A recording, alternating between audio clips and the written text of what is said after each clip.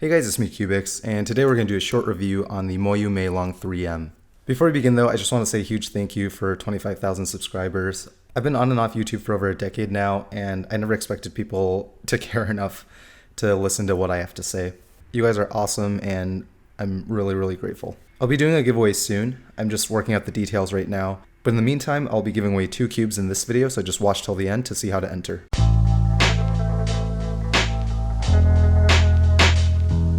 I wasn't planning on reviewing the MeiLong 3M because I figured a lot of people already have, but I actually looked and there weren't really that many reviews.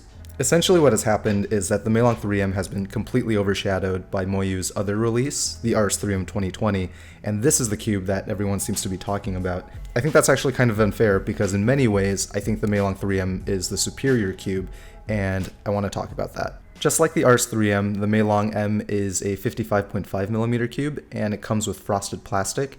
I used Mother's aluminum polish to remove the matte finish, and the cube now has a great grip. Perhaps one of the most amazing things about this cube though is the weight. The MeiLong M comes in at 71 grams, making the RS3 M feel like a paperweight by comparison. Part of the reason the MeiLong M is so light is because of its lack of customization features. Like the RS3M, you can double up the magnets if you want to, but there's no way to change the spring compression. Of course, you can still do a spring swap, so if you have extra springs, you have that option. However, the MeiLong, just like the cyoubx, is a prime example of why I think sometimes customization features are overrated. In my opinion, and I think a large majority of you would agree with me, the magnet strength in the MeiLong 3M is absolutely perfect, and the spring strength is totally fine. Maybe my favorite thing about this cube though is the turning. It feels almost identical to a GAN X, a cube that's more than 8 times as expensive. I lube the MeiLong the same way I did the RS3M, using Angstrom Lube's Lubical Black for the core and then some compound tint to finish it off. The end result was a cube that felt very buttery and refined, and that's my preferred feeling for a cube. I've done about 3,000 solves on this cube now, and it's actually one of my favorite cubes of all time. The only flaw with this cube is the reverse corner cutting. At small angles, the reverse corner cutting is basically effortless, you don't even notice it. However, at a certain point, the reverse corner cutting becomes very difficult, and a lot more force is required to make that cut. Because the turning of the MeiLong is so effortless otherwise, those reverse corner cuts can sometimes feel like catches. The regular corner cutting is fine. Even at 45 degrees, it's fairly effortless. I think the MeiLong 3M could fit a variety of turn styles, but it's especially nice if you have light and accurate turning. Overall, the MeiLong 3M is excellent, and it's a gem, and I haven't even really mentioned the price.